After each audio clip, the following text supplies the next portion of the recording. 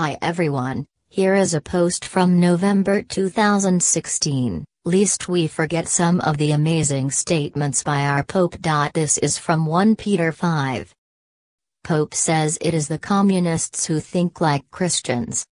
During this week where Americans have been distracted by the unexpected upset of a presidential election that could very well change the course of our collective future, Pope Francis has been busy making political statements of his own. In yet another interview with Eugenio Scalfari, see our standard rebuttal to "You Can't Trust Scalfari." Here, this exchange was reported to have taken place. "You told me some time ago that the precept, 'Love your neighbor as thyself,' had to change, given the dark times that we are going through, and become more than thyself. So you yearn for a society where equality dominates. This, as you know, is the program of Marxist socialism and then of communism. Are you therefore thinking of a Marxist type of society?" It has been said many times, and my response has always been that, if anything, it is the communists who think like Christians. Christ spoke of a society where the poor, the weak and the marginalized have the right to decide. Not demagogues, not Barabbas, but the people, the poor, whether they have faith in a transcendent God or not.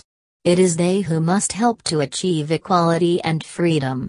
Emphasis added. One of the most hotly contested criticism of Pope Francis is that he is ideologically aligned with Marxists.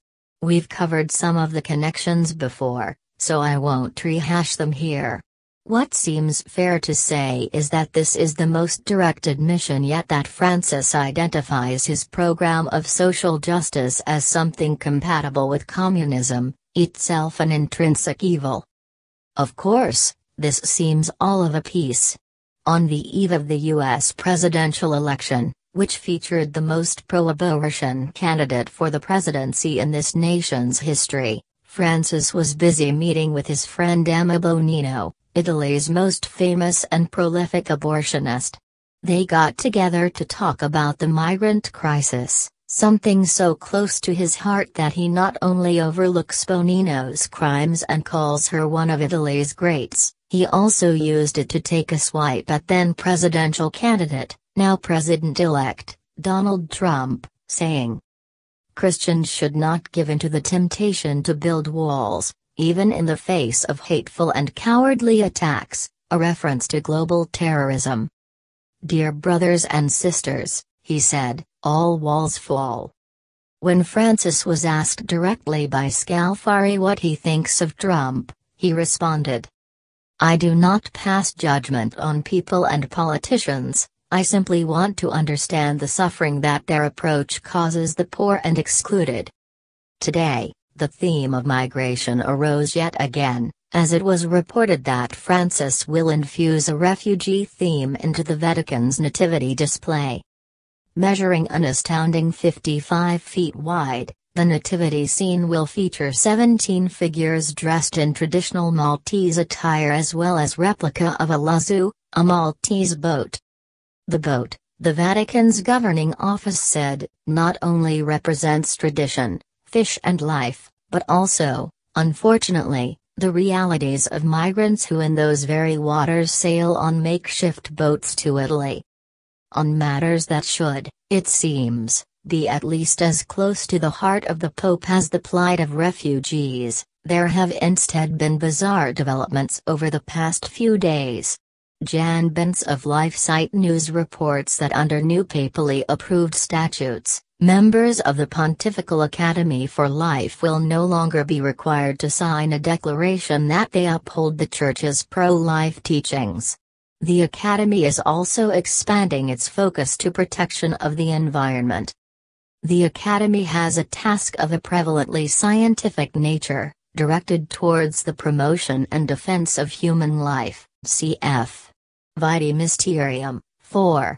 In particular, it studies the various aspects that relate to the care of the dignity of the human person at the different ages of existence, mutual respect between genders and generations, the defense of the dignity of each single human being, the promotion of a quality of human life that integrates material and spiritual value, with a view to an authentic human ecology, which may help to recover the original balance of creation between the human person and the entire universe. Cf. Chirograph, August 15, 2016. Vence comments. The surprise is the inclusion of the word gender instead of the more specific and less loaded word sex, as well as the consideration of the quality of a human life in a dependent relation with the entire universe. This leaves the door open to all kinds of modern trends, such as elevating animal life to equal standing with human life, or putting the idea of a sociological gender before the natural sex of a person. At the same time, the ambiguous original balance of creation is introduced, which needs further theological exposition in order not to be mistaken for a pagan idea of the cosmos. And in a new interview included in a book that collects Francis' homilies and addresses from his time as the Archbishop of Buenos Aires from 1999 to 2013, Francis' views on the Mass are brought to light. Asked about the liturgy, Pope Francis insisted the Mass reformed after the Second Vatican Council is here to stay, and to speak of a reform of the reform is an error. In authorizing regular use of the older Mass, now referred to as the extraordinary form, now retired Pope Benedict XVI was magnanimous toward those attached to the old liturgy, he said. But it is an exception. Pope Francis told Father Spadaro he wonders why some young people, who were not raised with the old Latin Mass, nevertheless prefer it. And I ask myself, why so much rigidity? Dig, this rigidity always hides something, insecurity or even something else. Rigidity is defensive. True love is not rigid. The question of how closely Francis aligns himself with communist ideology will no doubt continue to be debated. His priorities as the leader of the Catholic Church, however, have become increasingly clear.